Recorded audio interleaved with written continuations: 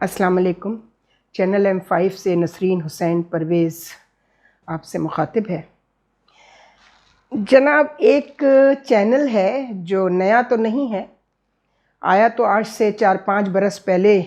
उसने बड़ी धूम मचाने की कोशिश की और मेरे चूँकि घर के साथी है, बिल्कुल था उसका ऑफ़िस और उस वक्त, और स्टूडियो तो उनका काफ़ी दूर था और अभी वो उसके ऑन एयर होने की नौबत नहीं आई थी कि उनके मालिक जो हैं वो पकड़े गए और जेल में डाल दिए गए। चूँकि उनका जो ब्लैक बिज़नेस था फेक डिग्रीज़ का, वैसे तो बहुत सारे लोगों का ब्लैक मनी जो है वो लगा हुआ है। चैनल्स खोलो, सबसे अच्छी बात यही है आजकल कि चैनल खोलो, ब्लैक मनी को वाइट करो और प्लस हुकूमतें काबू में रहती हैं, टैक्स के हवाले से भी और पकड़ धकड़ के हवाले से भी। बहरहाल, नाम है इस चैनल का बोल। को पिछले 2 दिन से मैं नोट कर रही थी, ऐसे ही जब चैनल आप चेंज करें, मैं देखती नहीं हूँ इस चैनल को, मैं बिल्कुल नहीं देखती थी। अचानक से एकदम मेरी नज़र पड़ी तो मुझे कुछ तब्दीली नज़र आई कि मुझे लगा कि कुछ प्रेजेंटेशन में थोड़ी सी तब्दीली नज़र आई। जो एक यूनिफॉर्म प्रेजेंटेशन है सारे हमारे मेन स्ट्रीम मीडिया के चैनल्स की, और अब तो माशाल्लाह हमारे डोमेस्टिक मीडिया का भी यही वतीरा है, उससे आगे निकलने की कोशिश में है। वो अपनी अच्छी चीज़ छोड़कर जिसे दूसरों ने अपनाया और आज दूरदर्शन इंडिया का उसी पैटर्न पर वो चला रहे हैं। दूसरे चैनल्स पे उन्होंने ऑब्ससेनिटी, बेहयाई, हर तरह की फजूल चीज़ें शुरू की हुई हैं। तो वो सोनिया गांधी ने बता दिया था कि हमने तो किया ही इनके लिए है, ताकि इनका यूथ और इनकी वुमेन, इनकी औरत और नौजवान नस्ल को बर्बाद किया जा सके। और हमारी जो अच्छी चीज़ें थीं, ये PTV हमारा डोमेस्टिक मीडिया जो साउथ ईस्ट एशिया का ट्रेंड सेटर है, आज के दिन तक है, यानी उस हवाले से ज़रूर है जब हम 2.5-3 डिकेड पीछे जाते हैं, यानी हमारा मेन स्ट्रीम मीडिया जो आपका प्राइवेट सेक्टर में जब मीडिया आया है उससे पहले की बात कर रही हूँ। और उस ताबूत में भी आखिरी कील जिन साहब ने लगाई थी वो MD बना दिए गए। मियाँ नवाज शरीफ साहब के वो हमजुल्फ के चूँकि कज़न थे और उन्होंने मियाँ नवाज शरीफ साहब को चूना लगाया। ZTV के एक मामूली से सेल्स रैप थे, वो एक ब्रीफ केस में बेचारे इश्तिहार मांगते फिरते थे। ये थी उनकी हैसियत। मियाँ नवाज शरीफ साहब जब नवाजने पर आए तो उन्होंने यहाँ लाकर नेशनल ऑर्गेनाइजेशन सबसे बड़ी उसको MD लगा दिया। उनको हरगिज़ एक डोमेस्टिक मीडिया की मैनेजमेंट का कोई तजुर्बा नहीं था, तो उन्होंने वही काम शुरू कर दिए जो वहाँ किया करते थे। और उससे पहले उनकी रेपुटेशन जो है वो कोई इतनी अच्छी नहीं थी। यहाँ पर फ़िल्मी दुनिया के लोग एक घर में इकट्ठे होते हैं जहाँ बसंत मनाई जाती थी, मियाँ यूसुफ सलाहुद्दीन के घर में, वहाँ से उन्होंने अपना शुरू किया था ये कारोबार। फिर एक फ़ैशन मैगज़ीन के इसी तरह वो MD हो गए थे और उनको उस मैगज़ीन के लिए भी ज़ाहिर है मॉडलिंग जो हमारी ये शो बिज़नेस की जो चक्का-चौंध रोशनी है औरत की बेहयाई की, उसको बेचने का उनको बहुत ज़बरदस्त तजुर्बा था। औरत की बेहयाई को बेचना बेशक ये एक आर्ट है और बहुत अफसोस से कहना पड़ता है कि ये काम उन्होंने यहाँ भी शुरू कर दिया। PTV को उन्होंने बर्बाद कर दिया। लेकिन उनकी इनइक्वालिटीज़ की वजह से वो जो असल हाकिम है उनको बहुत पसंद आ गए थे। लिहाजा परवेज़ मुशर्रफ ने नवाज़ शरीफ का कोलू बच्चा पिलवा दिया था। कोई नहीं बचा था सिवाय इन साहब के। इनका नाम है यूसुफ बेग मिर्ज़ा, नोन पर्सनैलिटी रहे। तो बस हमारी इस्टेब्लिशमेंट के कुछ लोगों को वो पसंद आ गए थे अपनी इन्हीं हरकतों की वजह से। लिहाजा वो 20 साल उन्होंने राज किया शोबिज़ वर्ल्ड पे। लेकिन जिस प्राइवेट चैनल में वो गए उसमें बड़े चैनल जियो, ARY, दुनिया, किसी को कुछ कमा के उन्होंने नहीं दिया, चूँकि उनको आता ही नहीं था, उनको सिर्फ अपने लिए अर्न करना आता था। सो वो आराम से किया उन्होंने, and he minted lot of money out of this habit. इस चैनल बोल को जब मैंने देखा तो मैंने कहा कि अरे ये क्या इसकी मैनेजमेंट तब्दील हो गई है या इसकी मैनेजमेंट जो है उनको को हिदायत मिल गई है, जेल से रिहा हो गए इनके, अक्सर जेल में ही होते हैं वो, फिर ज़मानतें लेते हैं, छूट जाते हैं शुएब शेख साहब। फिर इधर उधर लोगों से पता किया भाई ये बोल टीवी क्या है, मैनेजमेंट चेंज हुई है या, तो पता चला हाँ जी वो तो बिक गया है, आपको नहीं पता बोल न्यूज़ बिक गया है। मैंने कहा ओहो अच्छा, इसीलिए थोड़ा सा फ़र्क नज़र आ रहा है, 1-2 दिन से देखा। लेकिन अभी कोई आधे घंटे पहले मैंने जो औरत को देखा उसमें, चूँकि मैं हमेशा appearance of a woman on any screen, मैं उससे मैनेजमेंट की जहनियत को, मेंटालिटी को जांचती हूँ। तो मैंने पूछा भाई ये मैनेजमेंट तो चेंज लगता है नहीं हुई, या मैनेजमेंट चेंज हुई तो नई आने वाली मैनेजमेंट की अप्रोच नहीं चेंज हुई, तो किससे पता करें। इस्लामाबाद में एक साहब जो हैं वो पहले इस के बड़े करता धरता होते थे, बाकी तो सब मीर शकील उर रहमान ने भेजे थे, कामरान खान भी और अज़हर अब्बास भी, करोड़ों रुपया उन्होंने यहाँ से तनख्वाहें ली, मगर उनका चैनल ऑन न करके दिया। ये उनकी बेगम की, शुएब शेख की बेगम आयशा शेख की ये शिकायत थी कि करोड़ों रुपया हमसे ले लिया। बाद में पता चला जब जियो ने उन्हें वापस ले लिया तो पता चल गया कि मीर शकील की तो ये पुरानी आदत है कि जो भी नया चैनल खुलता है वो वहाँ अपने लोग पेनिट्रेट करते हैं और फिर वहाँ उस पहले अखबार में यही होता था, जो नया अखबार निकलता था वहाँ अपने लोग भेजते थे और फिर उसका बेड़ा गर्क करके वहाँ से वो लोग वापस लौट के चालाक मामा अपने घर आए, ये होता था। पहले तो लोग कहते थे ना लौट के बुद्धू घर को आए, लेकिन यहाँ लौट के चालाको मसी घर आ जाती थी। कामयाबी का ये तरीक़ा मीर शकील उर रहमान साहब ने किससे सीखा ये तो हमें नहीं मालूम, लेकिन उन्होंने मीडिया में न सिर्फ ज़िंदा रहना बल्कि बहुत खुशहाली से ज़िंदा रहना सीख लिया। अब ये जो नई मैनेजमेंट आई है बोल टीवी की, मैं यहाँ किसी को जानती नहीं हूँ, इसलिए किससे बात करूँ समझ में नहीं आ रहा था। तो बोल टीवी छोड़कर जाने वाले साहब जो हैं वो एक इस्लामाबाद में हैं और अपना एक यूट्यूब चैनल चला रहे हैं। तो मैंने उनसे पूछा कि भाई ये किसने ख़रीदा है, तो उन्होंने कहा कि लाहौर की कोई बिज़नेस कम्युनिटी के लोग हैं, उन्होंने ख़रीदा है। तो मैंने कहा कि भाई मैं तो बड़ा खुश हो रही थी कि शायद मुझे कुछ थोड़ी सी चेंजेस नज़र आई, मगर अभी आधे पौने घंटे पहले मैंने एक ऐसा नज़ारा देखा उस पर, कोई फ़र्क नहीं है। चूँकि मुझे ये एक आस और उम्मीद बन गई थी कि अगर कोई नई मैनेजमेंट आई है और थोड़ा सा कुछ प्रेजेंटेशन में फ़र्क नज़र आया है तो कौन लोग हैं, कोई वही लोग हैं, वही बिज़नेस कम्युनिटी है जिसका मकसद सिर्फ बिज़नेस करना है। बकौल मीर शकील के धंधा, ये मेरा धंधा है, धंधा करना है।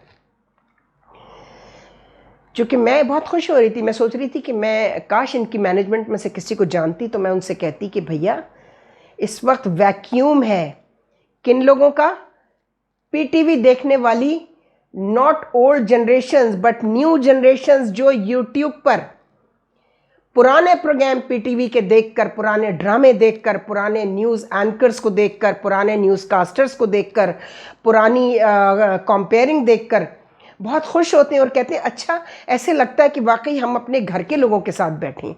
यानी आपको एक फैमिली एसोसिएशन फील होती थी पीटीवी को देखकर, जिस तरह खुशबख्त और हम मेहताब राशदी, सलीम मेमन, आगा क्या कहते हैं हमारे बहुत अच्छे ज़ुबैरुद्दीन हमारे न्यूज़ कास्टर, ये जिनकी तस्वीर भी मेरे साथ यहाँ लगी हुई आपको नज़र आएगी, मैंने I was a news caster in PTV. तो अर्जुमंद शाहीन पिंडी से, इस्लामाबाद से, बड़ी कामयाब न्यूज़ कास्टर, उनकी बहन लाहौर से यास्मीन वास्ती, यहाँ से सबूहा खान, हरी मारिफ कनाडा में है, हरी मारिफ वो भी किसी एक वहाँ एफएम चैनल के साथ काम करती हैं, ज़ुबैरुद्दीन भी एक एफएम चैनल के साथ काम करते हैं। तो ये सब लोग कौन थे? तो उन साहब ने मुझसे कहा बीबी पता नहीं आपको क्या हो गया है, हर चीज़ में आप चाहती हैं अच्छाई तलाश करें, अच्छाई है कहाँ, अच्छाई में पैसा नहीं है, अच्छाई में पैसा नहीं है। और टेस्ट, लोगों का टेस्ट ख़राब कर दिया इस प्राइवेट मीडिया ने। प्राइवेट मीडिया की ऑब्सनिटी ने, विमेन ऑब्सनिटी ने, बेहयाई ने लोगों का टेस्ट ख़राब कर दिया है। मैंने कहा मैं आपको एक इसका जवाब है, मैंने कई दफ़ा दे चुकी हूँ। जब फिल्म थी हमारे यहाँ पाकिस्तानी फिल्म, अब तो उनको देखो तो वाकई वो लगता है वो बड़ी पर्देदार ख़वातीन थी जो टीवी हमारी पाकिस्तानी फिल्म की स्क्रीन पर आती थी, लेकिन उसमें आर्टिफिशियल गाने, दरख्त पकड़कर, खंबे पकड़कर, उछल कूद, पंजाबी फिल्मों के बेहुदा गाने, फिर मुजरेबाजी, ये सब कुछ था, यानी आर्टिफिशियल चीज़ें भी थीं, लेकिन फिर भी उसमें एक मैसेज होता था हमारी ब्लैक एंड वाइट फिल्मों में। फिर कलर फिल्म आई, मोहम्मद अली, ज़ेबा, यहाँ तक कि बाबरा शरीफ तक हमने देखा बड़ी ऑब्जेक्टिव ओरिएंटेड थीम होती थी, फिल्म होती थी, और ज़ाहिर है एक कमर्शियल वो एक एंगल था दिखाने का बहुत सारी चीज़ों को, तो उसमें ज़ाहिर है उनको डांस वांस दिखाने पड़ते थे, लेकिन क्लासिकल डांस होते थे ज़बरदस्त। एमी मेनवाला, पन्ना, मैं पन्ना की 2 इंटरव्यूज़ कर चुकी हूँ, और बेहतरीन कव्वालियाँ फ़िल्मों में आपको दिखाई जाती थी, नातें भी दिखाई जाती थी, और वो ख़ास तौर पे लिखा होता था ख़वातीन के लिए इस्लाही फ़िल्में।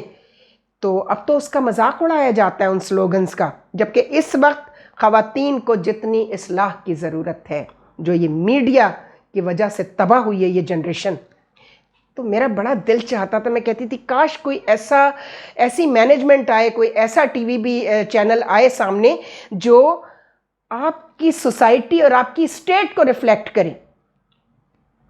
लेकिन आज 1 घंटे पहले इतनी बेहुदा एक न्यूज़ एंकर मैंने देखी, इतना बेहुदा उसका लिबास था, और उस लिबास के अंदर एक अजीब सी ऑब्सनिटी, बेहया और यानियत थी। यानी कपड़े पहन के भी जो औरत जो है ना वो उरियां नज़र आए, उससे ज़्यादा बेहुदा कोई चीज़ नहीं होती। तो उन साहब ने कहा कि आप शायद या तो कोई पता नहीं बहुत ज़्यादा पुरानी हो चुकी हैं, और मैं समझ रहा था नसरीन की सोच बदल गई होगी, जो जवानी में आपकी सोच थी वही बुढ़ापे में भी सोच है। ये क्या बकवास है? मैंने कहा ये बकवास नहीं है। हम जवानी में भी हमें तरबियत अच्छी मिली थी घर से, और हम जिस डोमेस्टिक मीडिया के साथ काम करते थे, उसकी पॉलिसी जो बनाने वाले थे लोग, वो आपकी सोसाइटी और स्टेट के रिफ्लेक्शन को सामने रखते थे कि पाकिस्तान का टेलीविज़न पूरी दुनिया में देखा जा रहा है। अभी भी हम जब नसीम ज़हरा को देखते हैं, बहुत सारी हमारी ऐसी ख़वातीन अभी हैं, 1-2, अब तो कोई भी नहीं है सिवाय नसीम ज़हरा के। और अब हाँ, सुनो टीवी पे अब जाके फ़रीहा इदरीस को कुछ हिदायत या तो मिली हैं, या सुनो टीवी के जो मैनेजमेंट है उन्होंने बताया है, बड़े कायदे करीने से दुपट्टा पहनकर बहुत अच्छे तरीके से वो अपीयर होती हैं, वरना अब तक टीवी में उनका एक पोज जो है वो इतना बेहुदा पोज था, जिस तरह वो खड़ी होती थी, उनका दिखाया जाता था, प्रोमो में उनको दिखाया जाता था, मैं कहती थी ये कौन है। लेकिन अब आप देखें वही फ़रीहा इदरीस है। मैनेजमेंट की पॉलिसी से उनकी अपीयरेंस में इतनी तब्दीली आई है कि देखने से लगता है कि हम अपने घर की औरत को एसोसिएट करते हैं, फैमिली एसोसिएशन नज़र आती है। जैसा खुशबख्त, मेहताब, ये हम लोग कहते थे, खुशबख्त कहते थे हम जब कहीं जाते हैं किसी तकरीब में कहीं, तो लोग कहते हैं आपको देख के हमें ऐसे लगता है कि हम अपनी फैमिली के साथ बैठे हुए हैं। तो ये फैमिली चैनल्स अब क्यों नहीं आ रहे? क्योंकि पैसे नहीं हैं उसमें। तो जो भी बोल की मैनेजमेंट है, मैं उसको कहूँगी अगर फिर उसी तरह की जहनीत के, उसी तरह की मेंटल अप्रोच के लोग रख लिए आपने, तो फिर कोई फ़र्क नहीं रहेगा। फिर शुएब शेख का बोल में और आपके बोल न्यूज़ या बोल एंटरटेनमेंट, मुझे नहीं पता आपने क्या, मैंने तो बोल न्यूज़ देखा है, सिर्फ नज़र पड़ गई थी वो भी, और मैं चौंक गई कि मुझे प्रेजेंटेशन में कुछ तब्दीली नज़र आई। लेकिन आज इतनी मायूसी हुई, तो मैंने उन साहब से यही, जब हम बातें कर रहे थे तो मैंने उनसे कहा, कहने लगे भाई जो लोग मीडिया की पॉलिसी अब डिक्टेट करते हैं, न्यूज़ की ख़ास तौर पे, क्या उनके घरों में ख़वातीन नहीं हैं? या वो सिर्फ टीवी की खिड़कियों में बैठी हुई जो औरतें हैं, सिर्फ वो उनकी वजह से ही, या रोज़ एक नई लड़की चाहिए उनको हर चैनल पे जो आती है, पहले उनके दरगाह पे जाके ज़ियारत करे? मुझे बहुत तकलीफ़ हुई, बहुत ज़्यादा तकलीफ़ हुई, क्योंकि यही इस्टेब्लिशमेंट थी पीटीवी के दिनों में भी, यही लोग थे, यही डिक्टेटर्स थे। किसी ने कभी पीटीवी को ऐसी बेहुदा डिक्टेशन नहीं दी। उस वक्त भी कुछ लोग होते थे, कुछ लोगों के स्कैंडल्स आते थे सामने, ड्रामा आर्टिस्ट के, गाने वाली ख़वातीन के, लेकिन वो लोग उसको इसलिए इग्नोर करते थे कि वो कभी वो अपनी अपीयरेंस से स्क्रीन पे उनका रिफ्लेक्शन नहीं आता था, उनके कंडक्ट का और उनके कैरेक्टर का। वो फैमिली चैनल देख के तौर पे देखा जाता था, पीटीवी, जिसे ये यूसुफ बेग मिर्ज़ा ने आकर मुकम्मल तौर पे तबाह किया। और अब तो वो तबाही के उस दहाने पर है कि किसी को अगर मुर्तज़ा सोलंकी से ये उम्मीद है कि वो बेचारे कुछ कर पाएंगे, कहा तो यही जाता है कि वैसे वो बड़े अच्छे इंसान हैं, मेरी उनसे बड़ी अच्छी कम्युनिकेशन रही है, लेकिन जब से वो इंफॉर्मेशन मिनिस्टर हुए मैंने तो उनसे बात ही नहीं की, ना मैंने उनको मुबारकबाद दी। मैंने सोच लिया था कि परफॉर्मेंस देखने के बाद मुबारकबाद दूंगी। सॉरी। जिस तरह चीफ मिनिस्टर सिंध, जो कुछ सिंध में हो रहा है और जिस तरह के मामलात सामने आ रहे हैं, उसमें मैंने मुबारकबाद देना तो दूर की बात है, मैंने वो तो जाहिर है कि मेरा उसूल है कि पहले परफॉर्मेंस देख लो, ये ना हो कि डिसअपॉइंट हो जाऊं बहुत और मैं डिसअपॉइंट हूँ। जो मकबूल बाकर साहब, जस्टिस मकबूल बाकर साहब, वो लग ही नहीं रहा कि वो कभी अदालतों के जज रहे हैं। वो मुकम्मल तौर पर एक ऐसे सियासी रंग में रंग चुके हैं जहां सिर्फ पीपल्स पार्टी, सिर्फ मुर्तज़ा वहाब के लिए दरवाज़ा खुला हुआ है। वहाँ उनका एक ऑफिस भी सुना है बन चुका है, सुनी सुनाई है, लेकिन कुछ सुनी सुनाई में से कुछ 10% भी सही है तो भी बहुत बुरी बात है। 90% तो मसाला लगा के लोग पेश करते ही हैं, लेकिन अगर 10% भी सही है तो जिस तरह इतनी बुरी तरह वो इमेज जो है वो डिस्टॉर्ट हुआ है कि उस इमेज की डिस्टॉर्शन की वजह से हमने अब किसी से भी अच्छी उम्मीदें लगानी बंद कर दी हैं।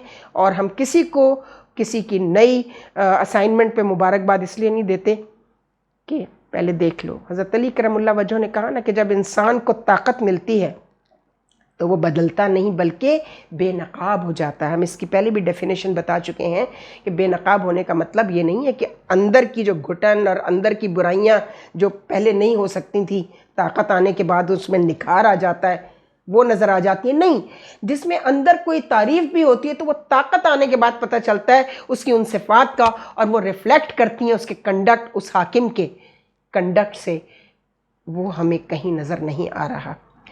तो हम तो फिर दोबारा यही कहेंगे जस्टिस मकबूल बाकर साहब से कि जो इज़्ज़त उन्होंने सारी ज़िंदगी कमाई है उसको मेंटेन करना। इज़्ज़त और शोहरत, अच्छी शोहरत और अच्छी इज़्ज़त की शोहरत बनाने में बरसहा बरस लगते हैं। अपने नफ्स को मारना पड़ता है, तज़किया नफ्स करना पड़ता है, और उसको गारत होने में एक लम्हा नहीं लगता।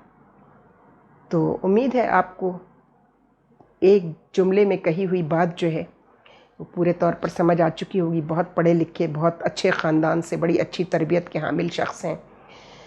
तो जिस दिन मुझे उनके कंडक्ट के बारे में कोई अच्छी इत्तला मिली तो I would be the first person who will congratulate justice Maqbool Baqar, chief minister Sindh. तो जनाब चीफ मिनिस्टर सिंध, जनाब जस्टिस मकबूल बाकर से जो उम्मीदें थीं वो अभी टूटी नहीं हैं। अब आते हैं बोल न्यूज़ को देख के जो मायूसी हुई है। तो जो साहब इस्लामाबाद से जिनसे हम बात कर रहे थे, उन्होंने कहा कि तुम जब यंग थी, 18-19 साल की उम्र में तुमने ख़बरें पढ़नी शुरू की थी। You were the youngest news caster. और डॉन में खादिम मोयुद्दीन के नाम से अनवर इनायतुल्लाह लिखते थे, बड़ी मुश्किल से किसी की तारीफ़ करते थे। तो हम जब उनको देखते थे कि वो तुम्हारी तारीफ़ कर रहे हैं तो हम बड़े हैरान होते थे कि ये तो किसी की तारीफ़ ही नहीं करते हैं। लेकिन फिर तुम्हारे झगड़े बहुत होते थे वहाँ पे, लेकिन अभी तक तुम्हारी वही सूरत हाल है। तुम उम्र की इस मंजिल में भी वो उसी सोच की हामिल हो। तो उनकी, हमारे भाई की खिदमत में एक शेर अर्ज़ है परवीन शाकिर का, बोल न्यूज़ के हवाले से। दूसरा शेर है और पहला शेर उनके उस बात के जवाब में कि यंग एज में भी तुम्हारा रवैया, तुम्हारी मेंटल अप्रोच बिल्कुल यही थी। जहाँ अपनी है और आबरू नस्लों की कमाई, सर कौन झुकाता फिरे दस्तार के आगे। और बोल न्यूज़ के लिए ये शेर हर्ज है उनकी मैनेजमेंट की खिदमत में। फिर शाम हुई और बढ़ा नाखुने उम्मीद, फिर सुबह है और हम उसी दीवार के आगे। बस यही कहना था उनकी मैनेजमेंट से। खुदा हाफिज़। सानाए हस्ती हम अपने आका को सुनाए जाते हैं, अफसानाए हस्ती हम अपने आका को सुनाए जाते हैं। उम्मीद लगाए